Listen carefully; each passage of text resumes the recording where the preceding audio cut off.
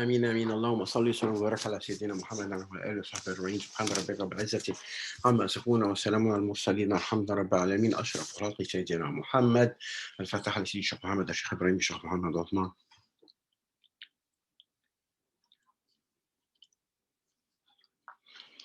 Bismillahirrahmanirrahim. Nous allons commencer aujourd'hui à vous présenter la série de cours datant de 2013. C'est une série de cours de Cheikh Safwat Ghaffar Larhamou dans laquelle il explique exactement ce que c'est que la religion afin que tout le monde comprenne ce que c'est que la religion et le soufisme. Aujourd'hui, c'est une série qui a connu un grand succès à la télévision en Égypte, donc c'est un grand plaisir que de vous la présenter. Elle est longue, elle est composée de plusieurs segments, donc nous allons pouvoir les sectionner pour bien pouvoir les présenter en vidéo. Aujourd'hui, c'est l'introduction. Cette série-là a pour thème principal le concept en arabe que nous appelons al-tamyiz, c'est-à-dire le discernement. C'est quelque chose que Maulana Sidi Fakhreddin nous a souvent enjoint d'avoir cette qualité-là qui est le discernement. Le discernement, dans ce contexte-là, ça veut dire quoi? Ça veut dire pouvoir distinguer le vrai du faux, ça veut dire pouvoir aller au-delà des apparences, au-delà des interprétations exotériques des termes, vers les définitions plus ésotériques des termes et des concepts, afin de ne pas pouvoir nous faire battre dans un argument par quelqu'un qui s'oppose à nous. Il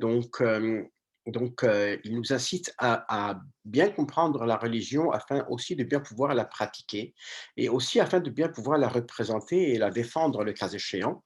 Et pour bien pouvoir comprendre la religion, nous devons d'abord comprendre tous les aspects, tous les éléments dont elle est composée, la religion musulmane. Une fois que nous aurons compris en détail les différents éléments dont la religion est composée, nous serons en mesure, avec l'aide d'Allah et de nos mashaïr, de comprendre le sens ésotérique des versets du Coran et des hadiths du prophète sallallahu alayhi wa sallam, et puis personne ne pourra plus jamais nous raconter n'importe quoi. Il y a un problème qu'il faut commencer par identifier, c'est que de nos jours, la nation musulmane est contaminée par des idées très fausses et l'éclaircissement de ces idées-là s'impose.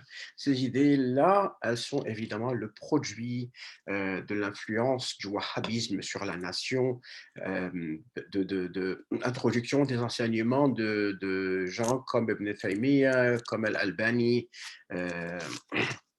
et de leurs enseignants dans la religion, des gens qui se font passer par des cheikhs et des imams, alors qu'en réalité, ils n'ont vraiment aucune crédibilité, vu que nous ne leur connaissons pas à eux-mêmes un cheikh à ces gens-là, alors nous ne savons pas qui leur a permis de parler au nom de la religion en réalité.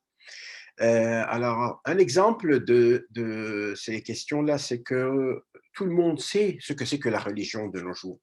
Tout le monde parle de religion, tout le monde s'en mêle, tout le monde raconte quelque chose, tout le monde a une opinion, tout le monde vous dit, moi j'ai une théorie au sujet de la religion, c'est comme si la religion était un jeu et que tout le monde pouvait s'en mêler. Aussi, on vous dira que nous, le Coran et la Sunna nous suffisent et nous n'avons besoin de rien d'autre. À cela, nous répondons que le Coran et la Sunna nous suffisent, c'est bien beau, on est d'accord avec ça, mais encore une fois, il faut comprendre que le Coran et la Sunna sont des textes qui n'ont aucune signification tant que nous n'avons pas reçu la clé qui est le pouvoir de les interpréter et la permission de les interpréter, et ça, ce n'est pas donné à n'importe qui, évidemment. Et on sait que sans la clé, ces textes-là ne vous seront donc d'aucune utilité. Alors, si vous donnez à n'importe qui, c'est comme si moi je lisais un livre sur la thermodynamique, je serais capable de la lire, mais je ne le comprendrai pas. Certains disent, moi j'ai le Coran et j'ai la Sunna et cela me suffit. Ils vous diront aussi, nous sommes des hommes et ils sont des hommes. Et si eux, ils sont capables d'interpréter le Coran et la Sunna, alors que nous aussi, nous sommes capables d'interpréter le Coran et la Sunna. Et à cela, nous répondons, d'accord, vous avez le Coran et la Sunna, mais vous en réalité, qui êtes-vous? Qui vous a permis quelles sont vos qualifications qui vous permettent d'interpréter des textes comme la parole d'Allah, le Coran et la Sunna de son prophète? Est-ce que le Coran et la Sunna, quand ils sont venus avec une interprétation, ils sont venus avec un manuel, ou bien n'êtes-vous pas en réalité en possession d'une série de textes que vous croyez comprendre, mais que vous ne comprenez vraiment pas du tout? Alors, vous êtes capable de les lire, comme je viens d'expliquer, mais ça ne veut pas dire que vous les comprenez nécessairement.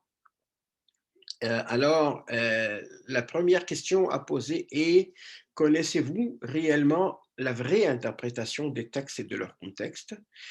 Supposons que vous connaissiez le Coran par cœur, alors quel avantage cela vous donnera-t-il si vous ne le comprenez pas? On donne l'exemple du verset qui dit: «Ceux qui ont cru et fait les bonnes actions». Si vous demandez à certaines personnes, ils vous diront qu'il s'agit de l'imam Ali, ça c'est l'explication évidemment.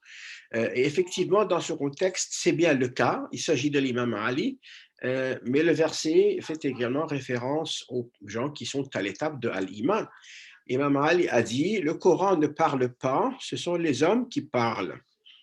Donc, ne croyez pas ceux qui refusent d'aller au-delà de l'interprétation exotérique des textes.